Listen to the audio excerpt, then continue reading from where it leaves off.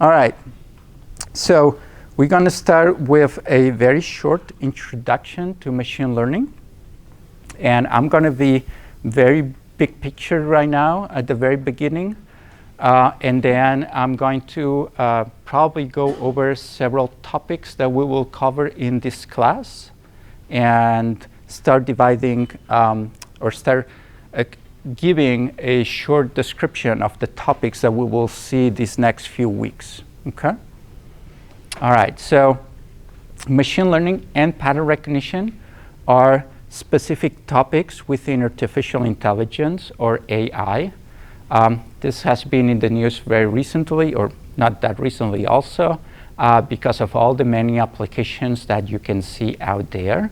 The concern is that machine learning is going to have such a big impact that it's going to get rid out or it's going to take over all our jobs. This is, of course, not true. This is nothing else than a new technology that is becoming available. And as it has happened with every other technology before it, it's just going to create more productivity and more jobs, right? Vice News, if you've ever watched them, they had a segment not too long ago, a few months back, where they were trying to show how artificial intelligence and robotics are going to eliminate the jobs that we all have. And they went into a construction company that had acquired a robot, or were leasing a robot, to put the bricks in the facade of homes, okay? So that is a job that a person used to do. Person would take the bricks, bring the bricks into the wall, put the brick and the cement or what have you, right? And then just light them up and build the wall, right? Now there is a robot that does this. And unfortunately for Vice News, they ended up realizing that now they needed 3 people instead of 1 to run the robot, because they needed a person to fit in the bricks into the machine, another person to set up the lasers that the robot needs to put the bricks in very straight line, perfect lining, and another person to clean up the mess that the robot creates when it tries to put the cement and all these things, right? So we went from 1 job to 3. Now, did productivity increase? Yes, this is a good thing, but jobs are not even close to being eliminated, right? It's just a new step, like any other thing that has happened with the Industrial Revolution, for example, or the information revolution that we had in the 90s also. So what is going to happen, though, is there's going to be displacement of jobs. So the jobs that we do now are going to be different than the jobs that we're going to do 50 years from now, right? And that has always been the case. And that's where the problem really lies. How are we going to adapt to new economy, and how are we going to transition people from working in these things and working on other things, right? But jobs are not going to disappear because of artificial intelligence. Now, as I said, artificial intelligence is a huge area, and it includes a variety of sub-areas. One of them is machine learning and pattern recognition, okay? Now, machine learning is not artificial intelligence. It's a component of artificial intelligence, right? Another area is computer vision. I have another course that I teach here that covers that topic. I'm not teaching it this year, but we'll probably teach it next year. But I do teach another course that is very related to this one, machine learning, and especially computer vision, which is called image processing. If you have not taken image processing and you are in this course, I would encourage you to take it this year, because I teach a lot of things in that course that I'm going to take for granted. Now, these topics that I cover in image processing that are important for machine learning are also covered elsewhere. So you might already have taken this in another course, but if not, that would be a good opportunity for you to do it simultaneously. Now, I have to say that the course is probably full by now, so check how many people are in the wait list, and you can work from there. But that's a course I strongly recommend if you haven't taken it yet. So if you have not taken image processing and you don't know what linear least squares is, for example, just to give you one example, then I will cover this here, but very quickly. In image processing, I covered this very slowly, and we go over linear least squares basically for the first 2/3 of the course. So just to give you an idea of how important these things are. So be advised that if you don't know these things, you need to supplement it with books and other lectures. All right. Any questions with regard to these topics that we're going to cover and the background that is required? Many of you have asked me to give you permission to register for this course, even though you don't have the prerequisites. I just want to emphasize, as I did when you emailed me or you talked to me personally, that I have no problem giving you that permission, but understand that you are expected to know these topics, right? That's why we have these prerequisites. Yeah? Okay, I see no hands, so I'll get us started with the topic of machine learning. So machine learning very broadly can be summarized, and pattern recognition for that matter, can be broadly summarized as the following.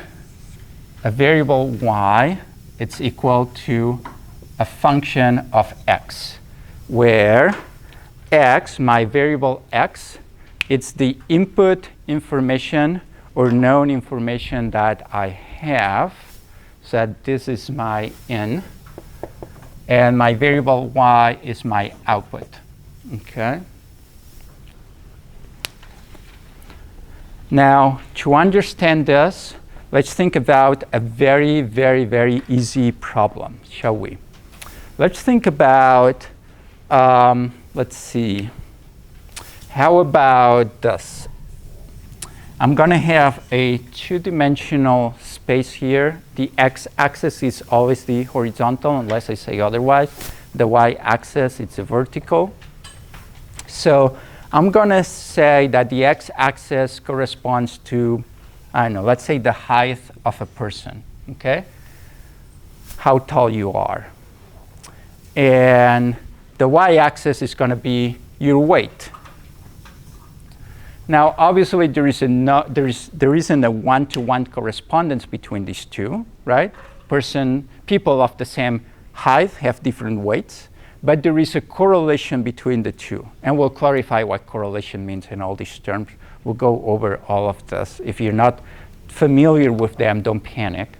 But in general, for this particular problem, you're going to see something like this, right? Where each x here corresponds to a pair of observations.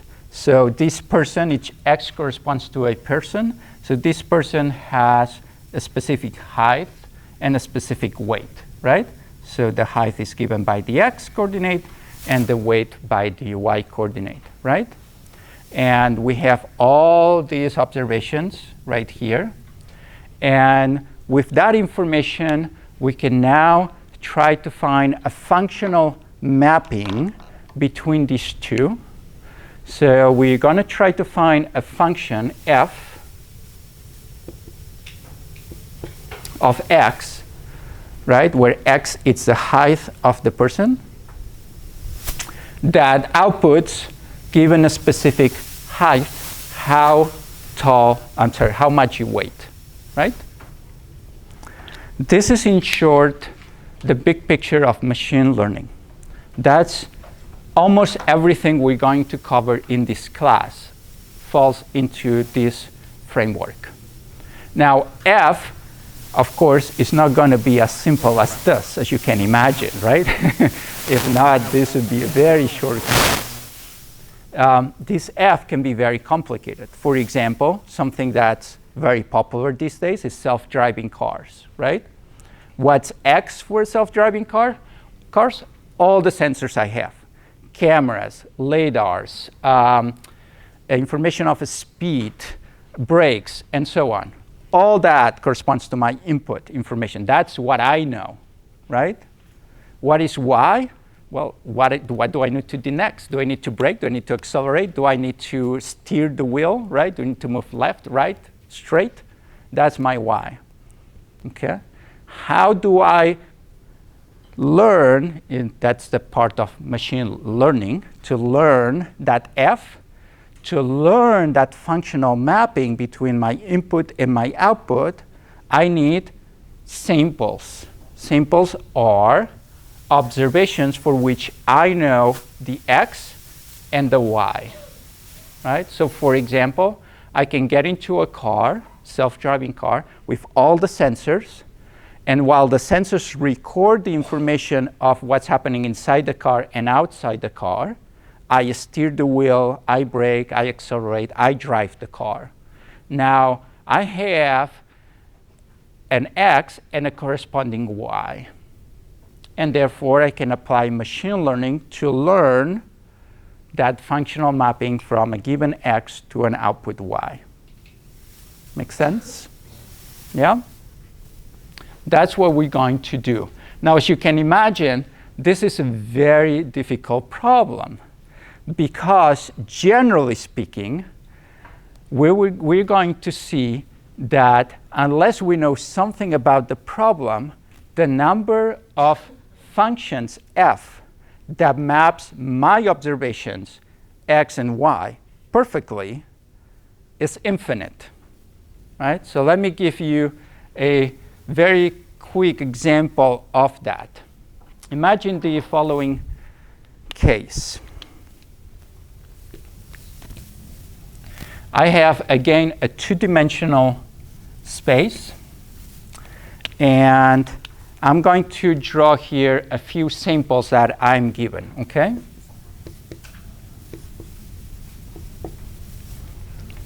These are my 4 observations. For each of them, I know X and I know Y.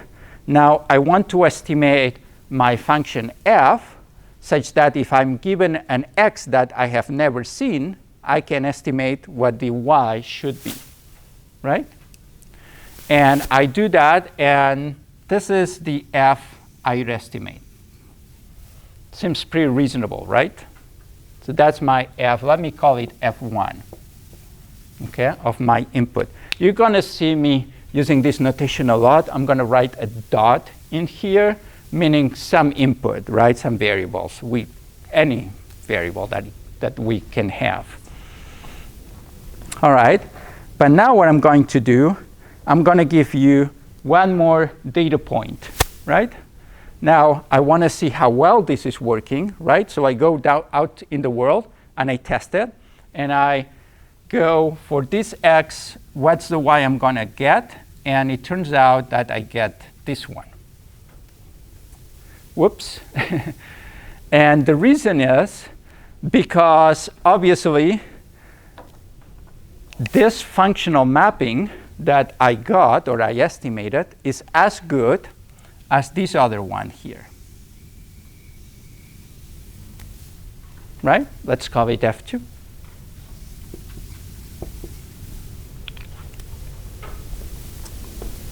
So in general, is F2 better than F1 if I don't have that observation right here? Right? If I only have my original 4, is F2 better than F1? No, it's not. As far as I know, they're equally good. They both perfectly predict the output Y for my observations X, right? So how do I know? Well, that's where the assumptions come in. In anything that we're going to do in this class, in machine learning, in anything that you do in science in general, right, you have to make assumptions. And assumptions, hopefully, are things that are based on the physical world, on the physical reality of your world, right? Things that you know are generally true. Maybe not 100% true, but hopefully 100 or very close to 100% true, right? Now, every science is based on assumptions. Even mathematics is based on assumptions, right? So in mathematics, anyone knows what the name of the assumptions that math uses is? What are they called, the assumptions of mathematics? What was that? Some axioms. Very good. The axioms are nothing else than assumptions. They are things that we assume are so obvious. They don't need to be demonstrated. They don't need a theorem to prove them. We know they are true, right? So one axiom says that if I have 2 points in 2D space, there is a single line connecting them. That's an axiom. And we take this for granted. This is true. And if I don't have that, how am I going to demonstrate anything else? Because to prove something else, to prove a theorem, I need to base that proof on something I already know. So I have to start with something that's known, right? So there is an axiom in math, which is the axiom of selection, which simply states that if I have a set of elements, right? Consider a box. And in that box, I have balls, right? So if I have a set of elements, like a box with balls, I can always go and pick one, right? I can select one of them. I mean, seems obvious, right? Well, it turns out that with this axiom, you get a paradox, okay? And that paradox, this is a theorem, famous theorem, it's well established, that if I use this axiom, I can prove that if I start with a ball, three-dimensional ball, in 3D space of any radius, and I cut this ball in a finite number of pieces, and then I translate these pieces, I rotate them, and I put them back, I end up with 2 balls of the original size of the ball I started with. So consider this. I start with an orange. I cut the orange in a finite number of places, translate these places, rotate them, put them back. I end up with 2 oranges of the same size as the original orange. I mean, we know that's not possible, right? Otherwise, that would solve a lot of problems. Right? I would only have to buy an orange in my lifetime. It would be that simple. But it's not that simple, is it? So what went wrong? What went wrong is that that axiom is not true. We think it is, but it's not, right? Now, I'll post a YouTube video of someone who has an amazing proof, visual proof for this theorem, this very famous proof. It's fascinating to go through. It's complicated math, but I think most of you can understand it. I encourage you to watch it just for fun. With machine learning, computer vision, or anything else that you may be working on, the same applies. Anything that you do is going to be based on assumptions. And if we don't know what these assumptions are, we don't know whether F1 is better than F2. How are we ever going to know, right? And that's a huge issue that we have to address, and we are going to address this. I mean, this is going to be central to everything that we do in this class. Okay? Yeah, any questions? No? I thought I saw a hand. All right. So to build this, what we need is to define our input x, right? What's x? So to define this, we're going to define our problem, right? So we're going to start with a problem. We have to define the problem. So when I go into my world, right, say, go work for a company, and they say, our problem is self-driving cars, right? Okay, I know what the problem is. Now I need to define it. And I need to define it formally in a way that allows me to apply machine learning to it, right? Self-driving cars by itself is not a problem. It's a problem in the very generic description of a problem, but it's not a well-defined problem. I can say, oh yeah, sure, I'm going to apply this technique, write it right to this problem. It fits perfectly. No, machine learning is math, and therefore I need a tool or a definition of the problem that allows me to use these tools that I have, right? Okay, so how are we going to use or define the input X? We're going to use what's called features. And with features, we're going to define what it's called a feature space, right? So this thing that I had here from the beginning, right? The input feature would be the height of a person. The output feature would be the weight of the person.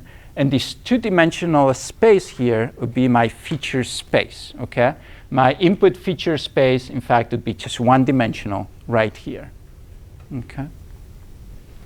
So that's where we're going to be working with.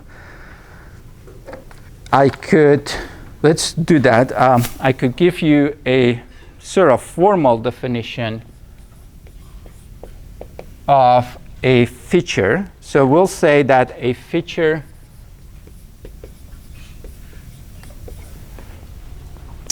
is an individually measurable property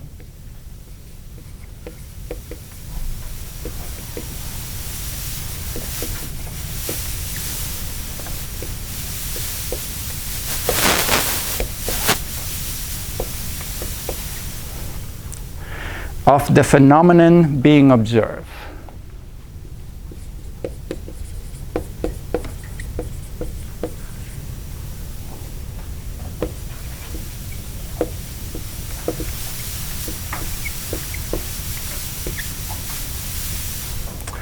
Now, this phenomenon can either be an object or it could be an event, and we'll talk about the difference of that.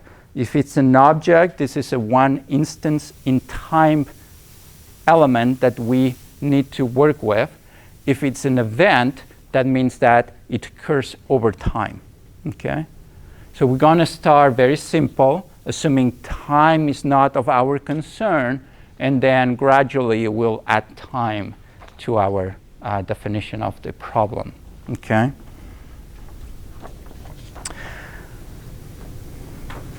All right, so there are many types of features I can define, right? The simplest one that we can work with are discrete features.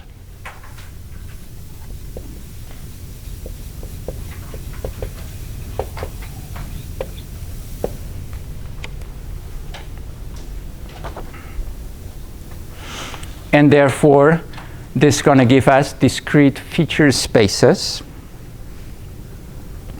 As a simple example, let's go with, let's see, what we're going to go with. Let's go with an application in genomics, in what would be generally called bioinformatics. How about that? Just to change, to show you all the possible, or some of the possible applications of machine learning. So let's see.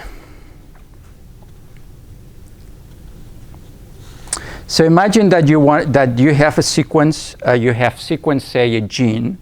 We'll work with that. So I have a sequence, a gene, or a group of genes that are believed or that are related to some disease, some psychological disorder, some characteristic of a species that you're analyzing. And that means when you sequence a gene, it means that you are given the primary structure of the molecules consisting of repeating elements or units provided by the symbols in a linear manner. And the symbols in that case for genes, the DNA classical sequencing, includes only 4 possible elements, as you may know, right?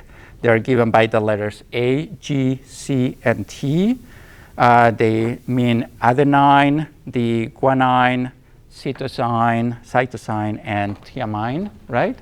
And that means that in my sequencing, again, this is just an example of a discrete feature. my set of possibilities are either A, G, C, or T. That means that my input variable can only take those elements or those values, excuse me. So imagine that you sequence a gene. Now when you sequence a gene, you have not just one molecular element, right, but a number of them. So for example, I could have, I don't know, just gonna make this up, TAA, TGC, TA, right? Now you're going to see that in genetics, this is, we add a 5 at the beginning that refers to the molecule that is at one end of the DNA, and a 3 at the other end. And that way, that allows you to know how to read that sequence from right to left or left to right. This is obviously not the type of this definition that we want to work in machine learning. We want an input variable x, right? If we only had one element, then x could be one of those. So x would be taken from the set A, G, C, and T.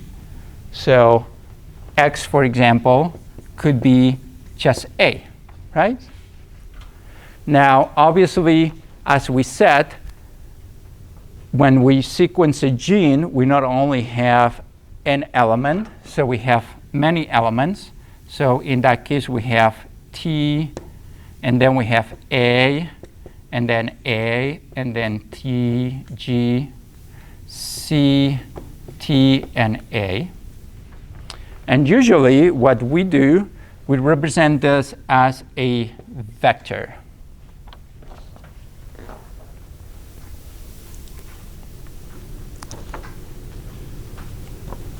Okay. Now, this, importantly, is called the feature vector.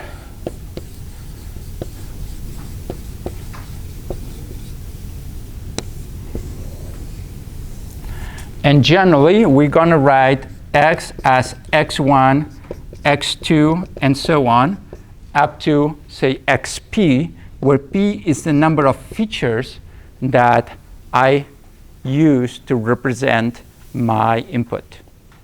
Okay?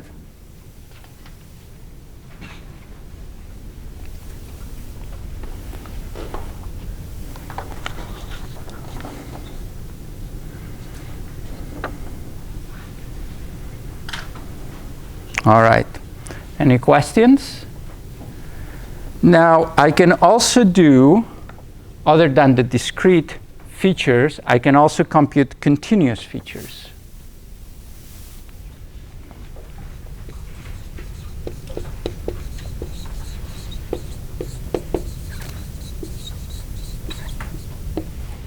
Now, again, as an example, right? I'm going to keep going with the idea of sequencing or analyzing genes or parts of DNA or RNA. So another thing that I could do, instead of sequencing a gene like this, I could compute a microarray, what's called a microarray.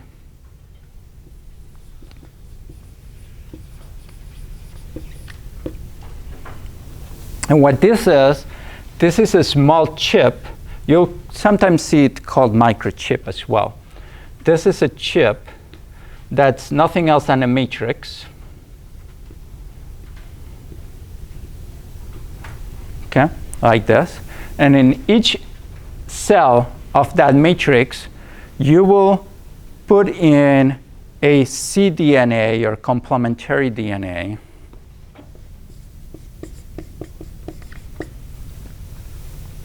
That is of interest to you. That is nothing else than a short sequence of a gene that you want to see whether it's active or not active, or present or not present in your analysis. Then you will grow some cultures of whatever you want to analyze, with oxygen and without oxygen. And then you will make messenger RNA out of these cultures, and you'll place the RNAs, the mRNAs, in these cells, and you'll see which ones bind with the complementary DNA that you have and which ones don't. Okay? Now, when they bind, the way this is designed is that they take a color. Okay? They change color. The solution that's in this chip in each cell changes color, right? And depending on whether you grow them in oxygen or without oxygen, it changes. It changes, or it moves in a different type of the spectrum, different area of the spectrum of the color spectrum, right? So you end up with this colorful, very colorful microarrays where each cell has a different color. And then what it's done is you place it in a special place where you have a really nice camera, and that takes a picture of that microarray, and that gives you a color picture of the bindings of the DNA of that part of the gene. Okay? Now you read that color, and now each element of this matrix, right? I will start with this one here at the top left corner. This one will give me a reading. I'm going to call it X1. And because this is in a continuum, right, this is going to be defined probably in R, right, in the real domain. Okay? Now I'm going to go one step to the right, and I'm going to take the second element, X2, and that's also going to be defined in R, in the real domain. And then I'm going to take the third one, and this is X3, and the fourth one, X4, and so on. And I'm going to label them left to right. Once I'm done with the first row, I'm going to the second row, and I'm going to label this like XR plus 1 if I have R elements or R columns, right? And so on until I get to the very last one at the bottom, XP, P the number of elements again. And now I have my feature vector X is X1 through XP. And this is defined not within that set, but instead in, anyone? RP, right?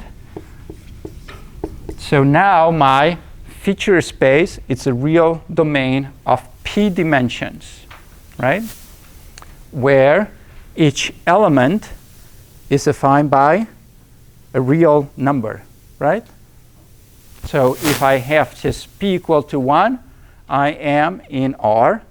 If I have P equal to 2, I'm in 2 dimensions, so R2, and so on, right?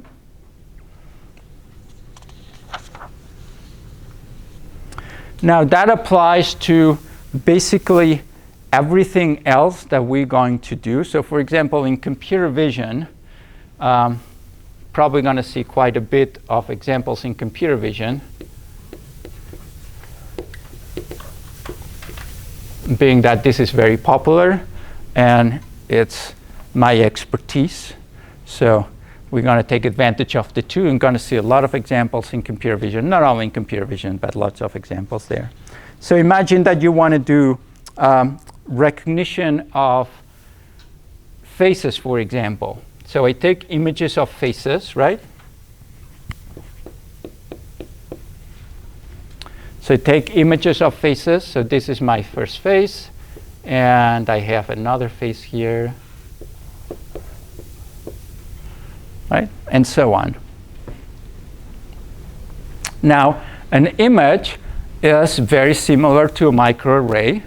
An image is divided, isn't it, into pixels. So again, I have my rows and my columns, right? Like this. Of course, you have more pixels than the ones I'm drawing here. If your camera is a 10 megapixel camera, then you have 10 million pixels, right? And so on. And we're going to read these images in the same way that we read the microarray. We're going to go to the top left corner, and we're going to call this x1. This following element is going to be x2, and so on until we get to the last one, xp, right? And that's going to give us our vector x1 through xp. And again, this is in the real domain of p dimensions. Now, I just said something that is very wrong. Anyone can correct me?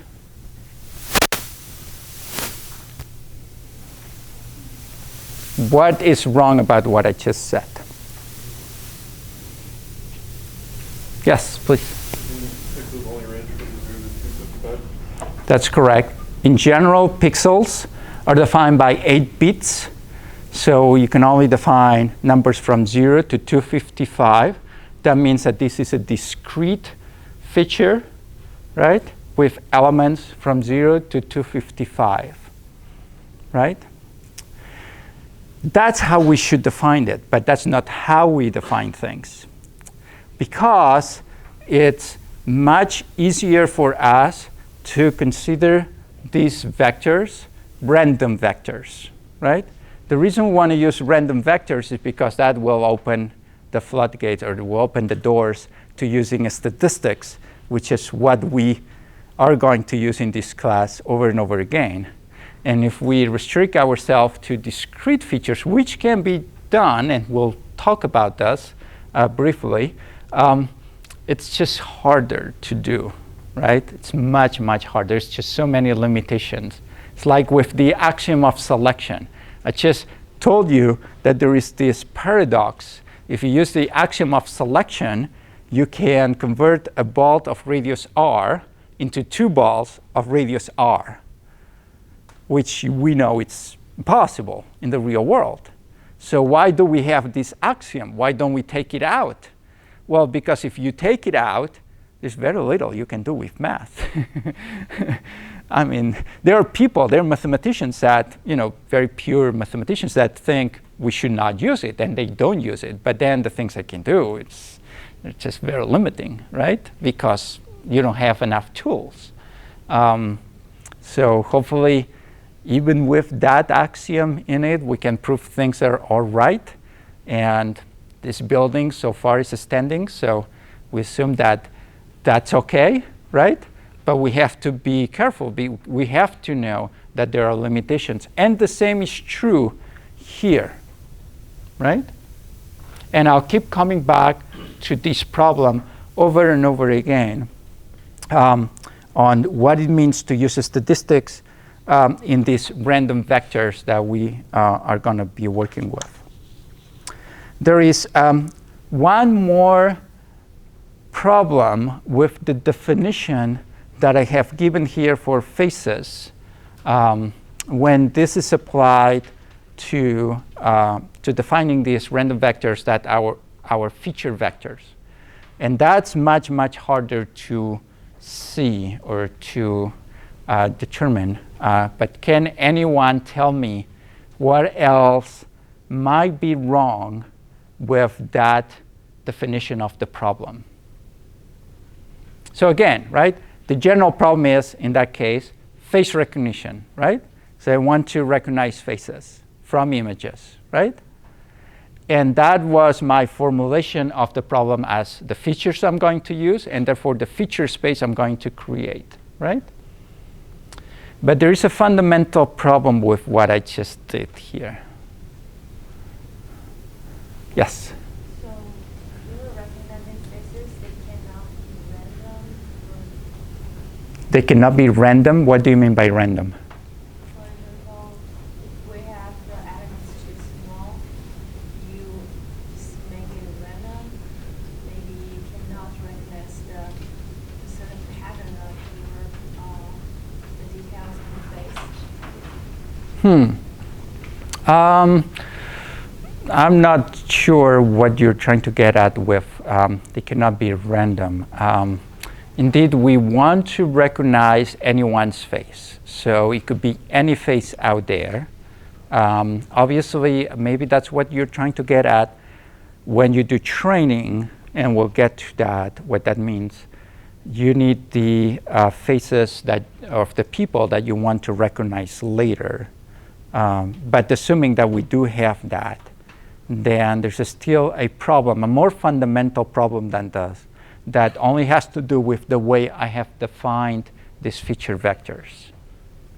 Every pixel should be 3 channels. Say that again? Every pixel should be 3 channels.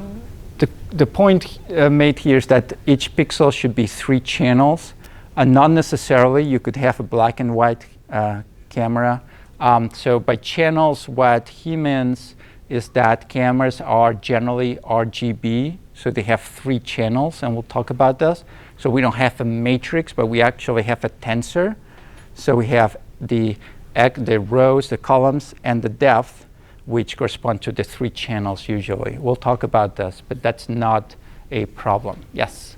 There should be spatial correspondence between the points. Very good. Everyone got that? There should be spatial correspondence between all the features. The problem is that we are assuming, if this is to be indeed a random vector, we're assuming that x1 always represents the same thing. Right? But if we're talking about faces, how are we ever going to know? Right? So what you will have to do, for example, for face recognition, is to align all your entries such that each pixel in every image corresponds to the same thing, so that the eyes, say the center of the eyes, are always at the same pixel, that the corners of the mouth or the center of the mouth are always at the same pixel, that the chin is always at the same pixel, and so on. Because otherwise, you're just comparing apples with oranges, right?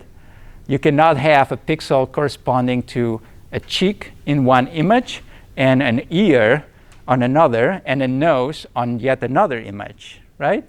That would make no sense. How are you going to extract statistical properties of that random vector if each pixel can mean or can represent infinite number of things, or even a finite large number of things, right? So you need to have a spatial cohesion between all the images here. Okay? Make sure that you take care of these things. Now in the microarray, this is usually given by design because you always place the same cDNA in each cell. But with computer vision or with audio, that's not always the case, and things need to be aligned, right? We'll talk more about this during the course. Obviously, not all faces are of the same size, so you need to align them in specific ways that are useful for you to apply these algorithms. Okay. So another type of representation that is actually very common is spherical representations.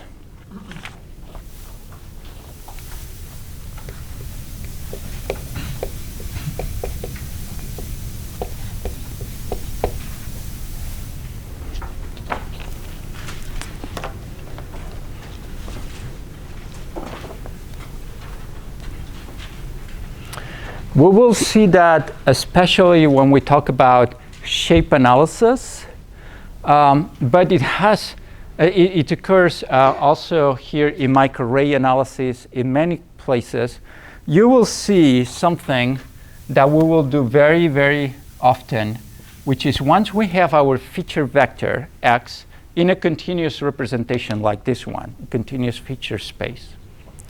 Once we have our vector x, we're going to normalize that vector, okay? And the way we normalize the vector is to make sure that we can compare that vector across our number of collection of samples that we may have, okay?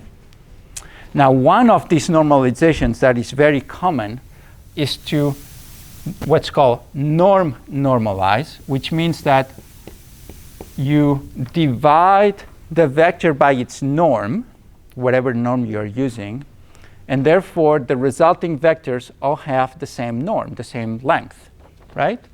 That is very common. So let me call this, say, x hat. And the reason this is done, for example, there are many reasons, but for example, I could have a vector, say, x1 equal to a scalar s. This is scalar, not a vector. Scalar x times x2, right? That could be because, for example, in computer vision, it could be because I am illuminating the face with a light source. And when I increase the intensity of that light source, the pixel values go up, right? But they're representing underlying representation. They're representing the same thing, right? If I norm normalize, then I eliminate that s, right? Then x1 hat, it's equal to x2 hat, right? Obviously.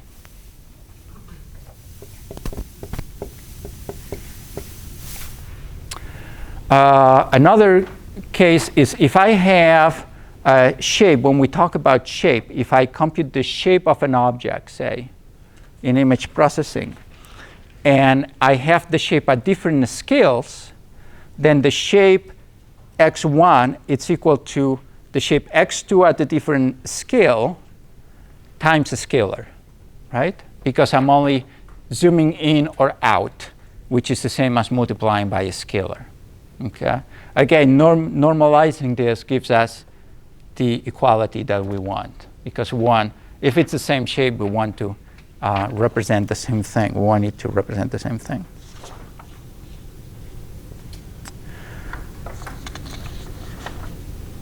Now, this is very good. This is really great to solve a lot of problems that we're going to encounter, but has a downside.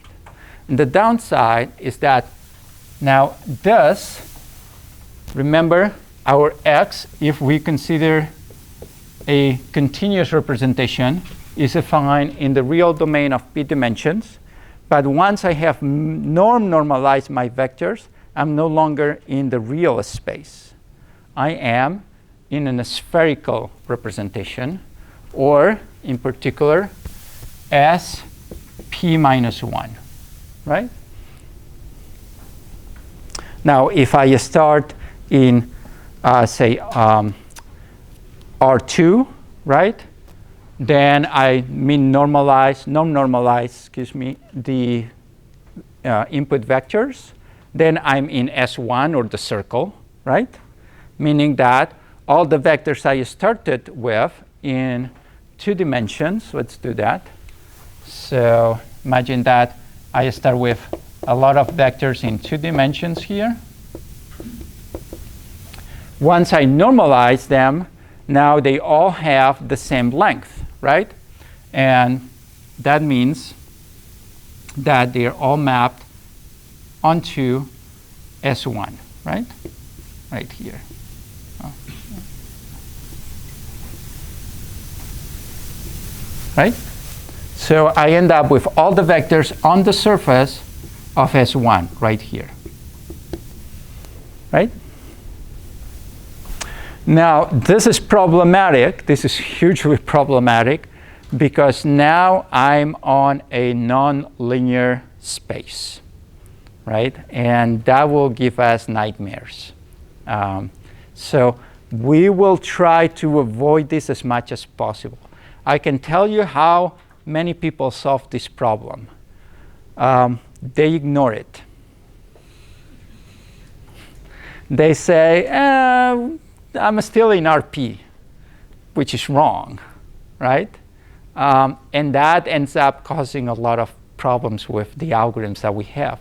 Now, if you don't know how to solve the problem, it may be practically the only thing that you can do at that time, but you have to know that you've made that terrible incorrect assumption in your algorithm, because bad things are going to happen because of this, right? Obviously. So you have to be aware of that.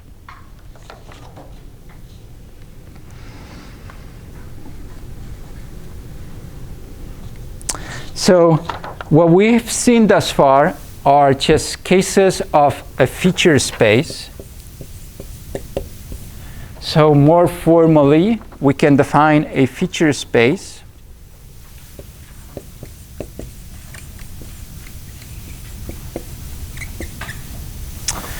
is a formal organization of a set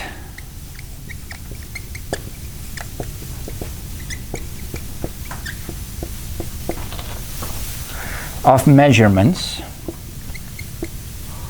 Whoops.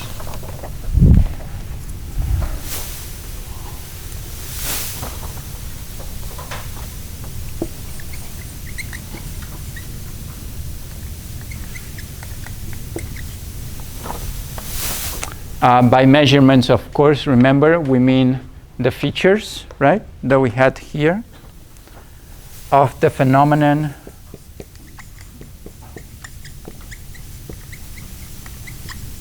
being observed. Okay?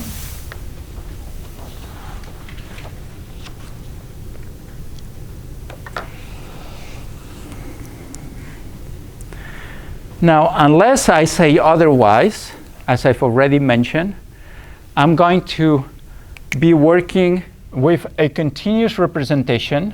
Oops, where am I? Here. A continuous representation. I'm going to assume that I'm either in the real space of p dimensions or the complex space of p dimensions. Okay? These are the two more typical spaces we're going to work with. Obviously, the real space as much as we can. In some instances, we'll have to go to the complex domain.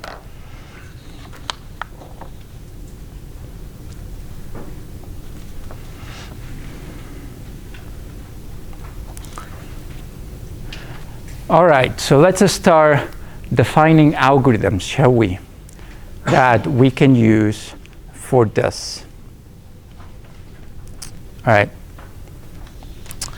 The very first algorithm that we are going to use, or before, yeah, why not? Okay, we're going to start with the expected value of a random vector, okay? Let's start with that, expected value of a random vector.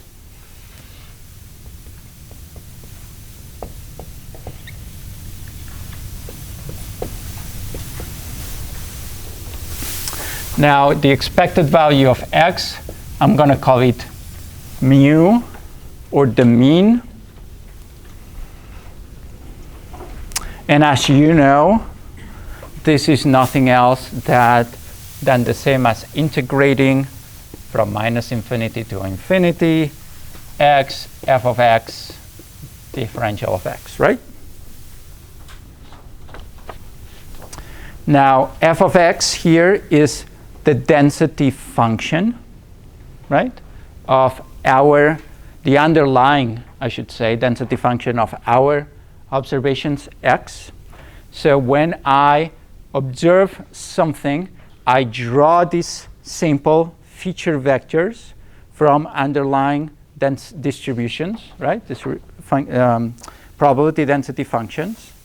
Remember that a probability density function, or a PDF,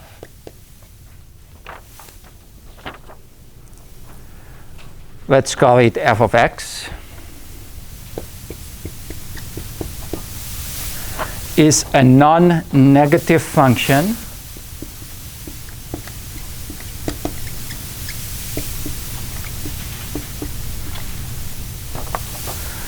describing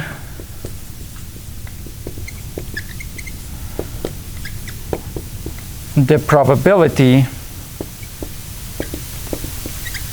or the density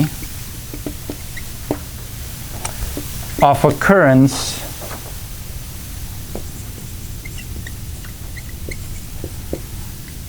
for a set of possible values in X, right? And the PDF is generally normalized such that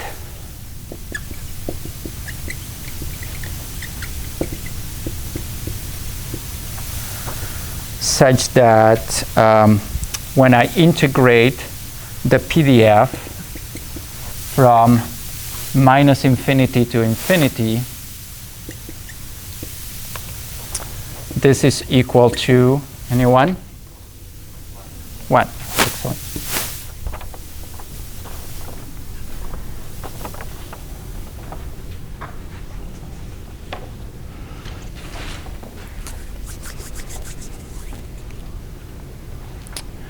All right, so let's review what we have, okay?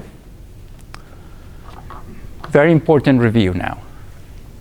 So we have a problem that can be defined as a functional mapping from X to Y through an unknown mapping function f, right? So far, so good? Now, in our problem, once we know our problem, we need to formally define X. We have two main options, discrete or continuous. We will try to use continuous representation as much as we can, and that will allow us to define our feature vectors, where each element of this vector corresponds to a feature or a measurable thing of the phenomena or the object, the event that we're measuring, right? And that will give us our feature space, right? And our feature space is the formal organization of a set, or of this set of measurements of what we're observing, this x1 through xp. Now, note that I say formal organization because I have organized, for example, this one as this top left pixel corresponding to x1 and the right bottom pixel as xp. I could have organized it in any other way. As long as I'm consistent, you can organize things as you want. You could start, say, at the middle and say this is x1, and then go to the very top, left top corner and say this is x2, and then go to the left bottom corner and say this is x3, and so you could do whatever you want, right? As long as you use that pattern, that's fine. But the organization has to be established by you, right? And has to stay fixed. And that allows us to treat them, as I said, as random vectors, which allows us to use probability and statistics, which we're going to obviously use constantly here. And that also means then that my vector x, right, my feature vector x is drawn from some underlying distribution, right?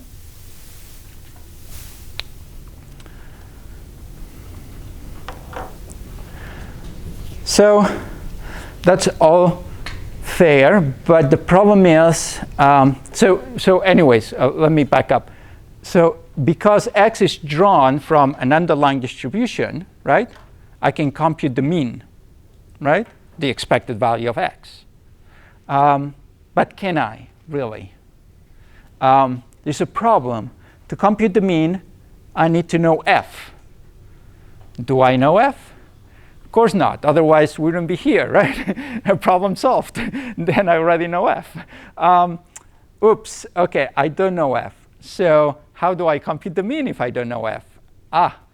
But what I can do is I can take samples. Remember? I can take observations from my world. Well, that's what I'm going to do.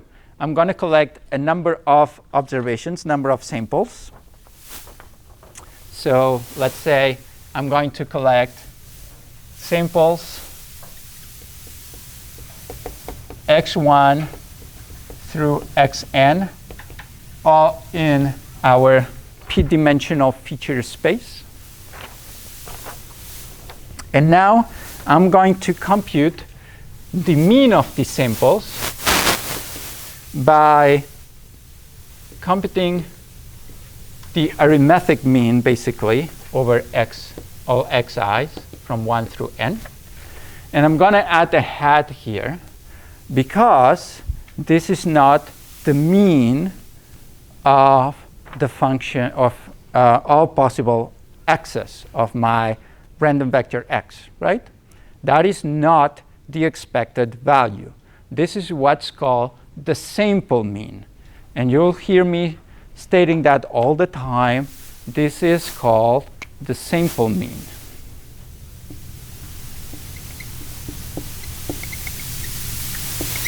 It means that this is the mean I compute from my samples, from what is given to me, right? Now, in general, the more samples you have, the closer that you get to the true mean in general, right? Assuming that you can draw samples from that distribution really according to the underlying distribution and so on and so forth. But in general, we're going to assume that that's the case, okay?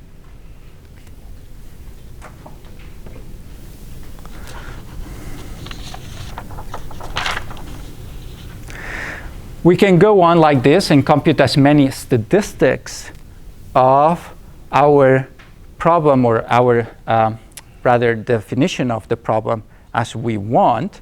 So another one that we can compute is the sample variance.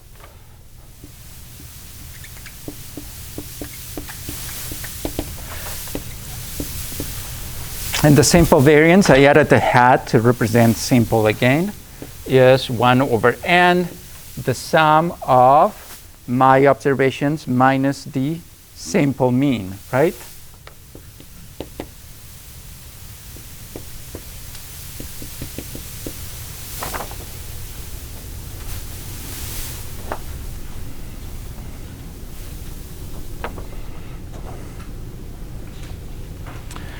If you come, yeah, question? Speak up, I can hear you.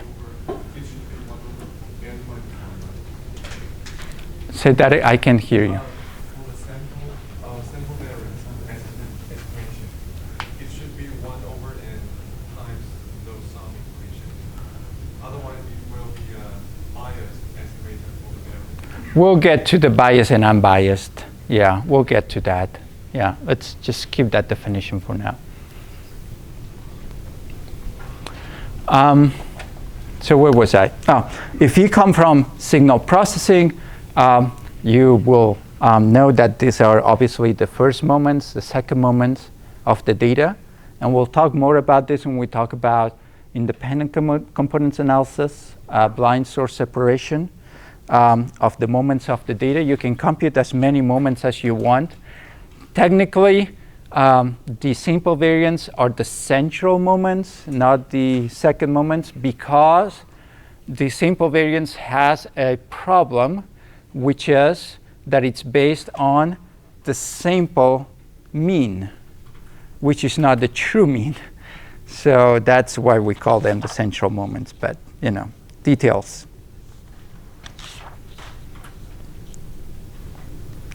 Now, generally, you will see in books, and I will use here in class, mu to represent the sample mean and sigma to represent the sample variance, right? And that's because that's what we always have.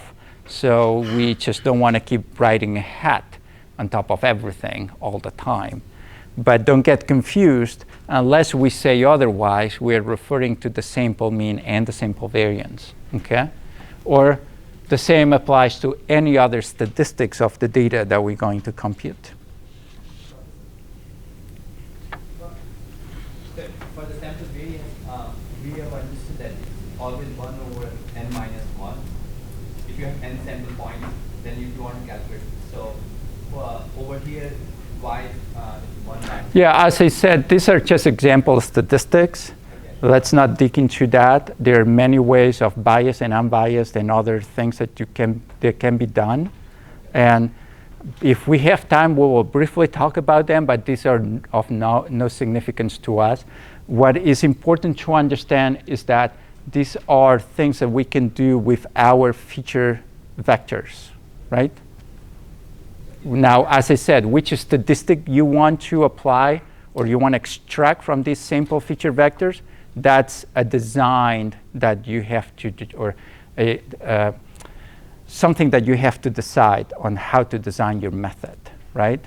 And we'll get into that. That then gets us into the design of the algorithms that we'll be defining here. Yeah, question?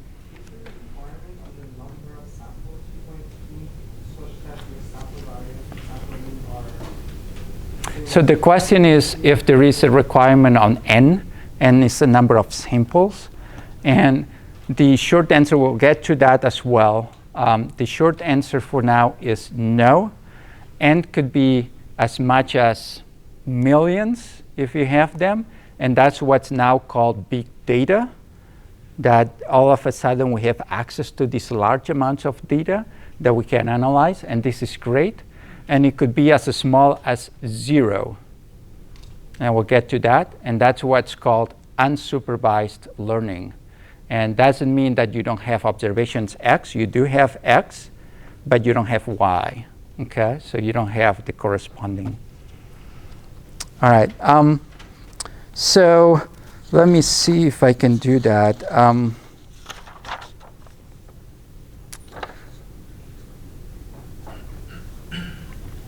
Yeah, we'll do that. Okay.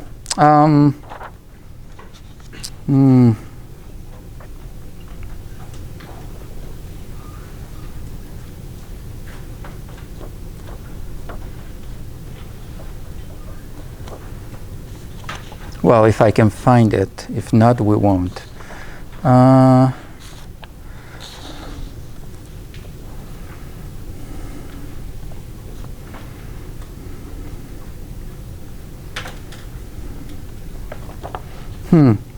right. Everyone has a piece of paper? Raise your hand if you don't.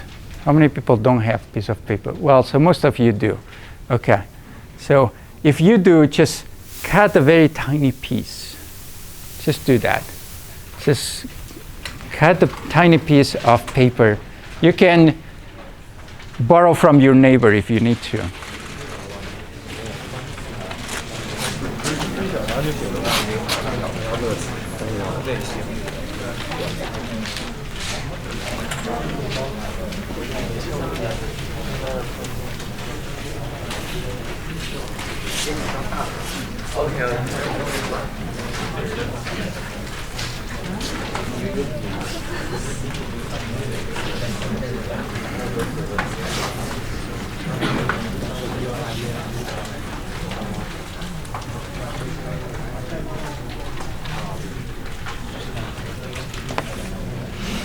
All right, are you all ready? Yeah? Okay. If you want to write your name in that piece of paper, you can. If you don't want to, you don't have to. Wait to decide until you know what you have to do. Okay? All right. So you may think that this algorithm, which is a machine learning algorithm, you compute the mean, right? It's a really bad algorithm. And I want to prove you this is one of the best algorithms there is out there. There's very little you can do to beat this algorithm, although we'll talk next class about what the problem with it is. And I'm out of time, so I'm going to give you the probably reasons of why we're going to do that next lecture. So let's just do that. I'm going to give you the problem, and you have to write an answer, okay? And then give me that piece of paper, and we will collect all the answers, and we will see what happens. All right. The question is this, and if you write your name and you win, right, you are the person that gets closer. We'll give you some extra points or something. Okay, how about that? So that's an incentive to write the name. And if you don't get it right, you don't lose anything. So there's nothing to lose. All right. The question is, how many taxi cabs are in New York City? How many taxi cabs are in New York City?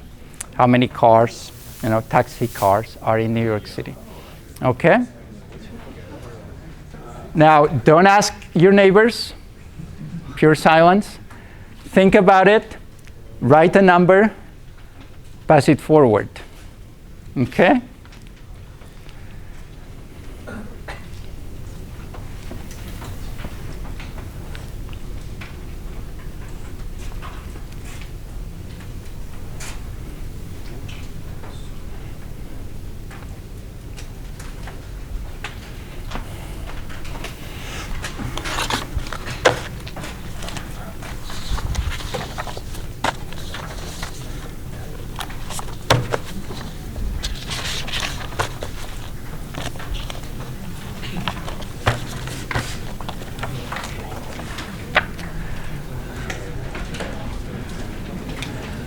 All right, when you're done, either pass it forward, just leave it here on top of the table, and I'll see you Thursday.